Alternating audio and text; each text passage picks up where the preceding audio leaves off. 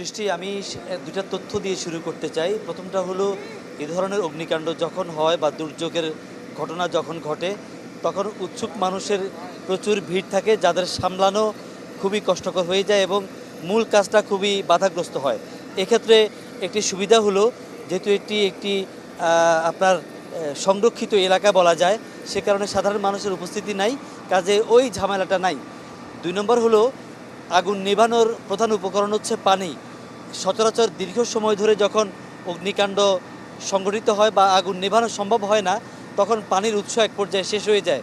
কিন্তু এক্ষেত্রে পোয়াবারও হচ্ছে এই ভবনটির পাশেই বেবজার একটি পুকুর রয়েছে, যে পুকুরটি এ ধরনের অগ্নি নির্বাপন বা অন্যান্য কাজে ব্যবহারের জন্যই।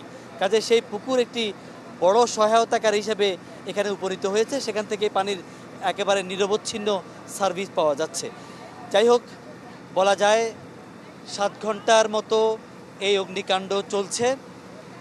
এখন আগুন ৮ তলা ৭ তলা থেকে একেবারে নিচতলা পর্যন্ত বিস্তৃত হয়েছে এবং এক কথায় যদি বলতে চাই, এটি পুরো ভবনটি এখন একটি অগ্নিকুণ্ডে পরিণত হয়েছে। অর্থাৎ পুরো ভবনই এখন একটি আগুনের লেলিহান শিখা ছাড়া আর কিছুই দেখা যাচ্ছে না। আগুন থেমে থেমে যেন বেড়ে যায়, আগুন থেমে থেমে যেন বাইরে উকি ঝুঁকি মারে।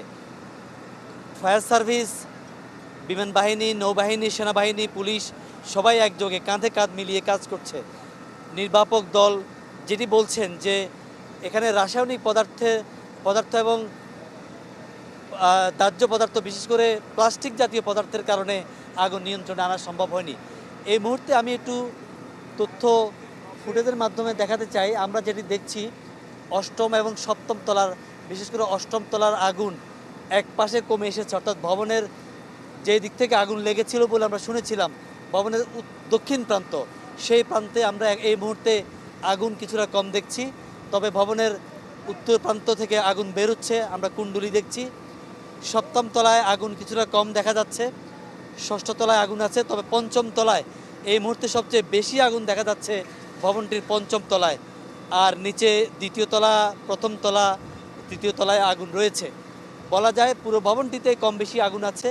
আগুনের এই একটি বড় বিষয় হচ্ছে, যদি বলা হচ্ছে যে আগুন যদি নিচ থেকে না নিভে বা না কমে, তাহলে এই ভবনটি হয়তো একেবারে পুরোপুরি আগুন নিচ থেকে না নিভা পর্যন্ত আগুন নিয়ন্ত্রণে আনা কঠিন হবে এবং একটা পর্যায়ে আগুনের কারণে এই ভবনটি কিন্তু ধসেও পড়তে পারে, সেই শঙ্কা কিন্তু আছে।